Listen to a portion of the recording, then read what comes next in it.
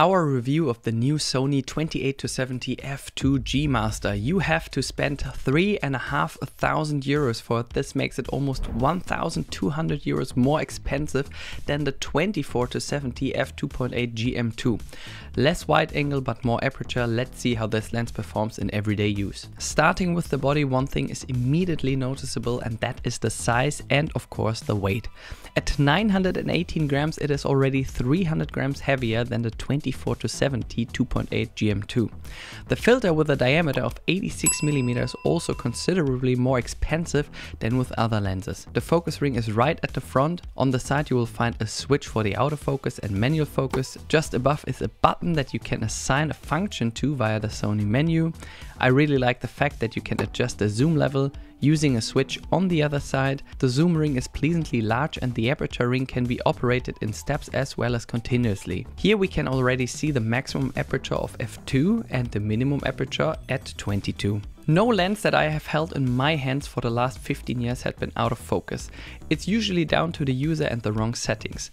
The right mix of aperture, ISO and shutter speed leads to the right result. If you're not familiar with manual exposure, then I made a video on my channel, Learning Photography for Beginners. You will get sharp photos where you place the focus point. With an aperture of f2, I wouldn't take a landscape photo in bright daylight if I wanted everything to be in focus. My recommendation to you: think about what you want beforehand. Sharp or blur background? Are you taking photos of something static or in motion? Do you have a lot or little light? You'll definitely get sharp photos with the right settings. If you already have the 24-70 2.8 GM2, I personally wouldn't buy a 28-70 f2. The 24-70 can be used much more versatile, even if you have to go higher with the ISO. In return, you have a much lighter and smaller lens with you. The 28-70mm is a really big lump, even if it weighs 500 grams less than the Canon version. It's also kind of hard to put it on a gimbal. The center of gravity towards the front element doesn't make the whole thing any easier. To capture details, you need to be at least 38 centimeters away. This is where the real strength of the 2.0 aperture comes to the fore. Thanks to the minimum focusing distance and the open aperture, you can capture details beautifully and isolate the foreground from the background. We say great for food, nature, products and all other kinds. Thanks to the 2.0 aperture, you can keep the ISO significantly lower than with the 24-70 2.8. This makes it much better for the church, at a wedding, or when you're out and you're not sure if you will use this lens when it gets dark. Thanks to the ZVE1, we can have the same noise behavior at ISO 12,800 as at ISO 800. Although the 28-70mm does not have an optical image stabilizer, depending on the camera you can compensate for some stops via the camera sensor. The f2.0 aperture also plays into your hand here. Thanks to this, you can expose significantly longer than with the 2.8 aperture, for example freehand. We found the lens great for the city, with the note that you're missing 4mm if you need more wide angle than with the 24-70mm. Especially if you want to shoot indoors, 4mm can make a big difference. On the other hand, with the 28-70mm you're very flexible on your travels if you don't always have the perfect lighting conditions.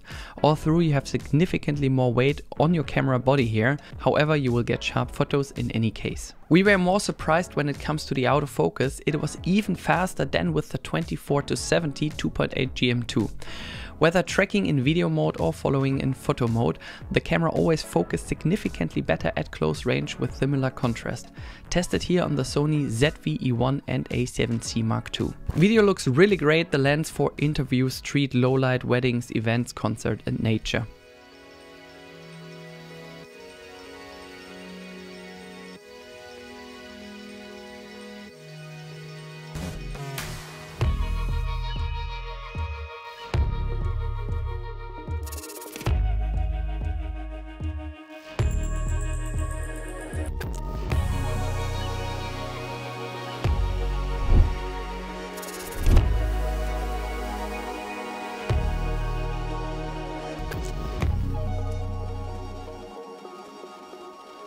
The best thing at the end, thanks to the 11 aperture blaze, you get really nice round looking bokeh balls in combination with the close focusing distance. This is a great lens for isolating the background or getting these beautiful bokeh balls.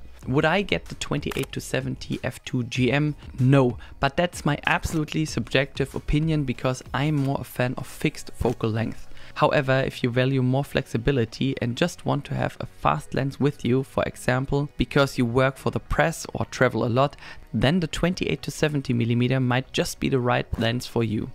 I prefer to have a bit more wide angle, so personally I would rather go for the 24-70mm and save myself 1,200 euros. Even if you really have to hand it to Sony, compared to Canon, they get much smaller lenses with significantly less weight. You get sharp photos and videos in any case, plus a fast autofocus depending on the camera, and an extremely fast lens with great bokeh for portraits, weddings, details and nature. What do you think about this lens? Would you buy it, or do you have it already? Or would you go for a completely different lens? If you like it, feel free to write me and I will connect you with my favorite photo store in Frankfurt to give you a discount. Until then, all the best from Frankfurt.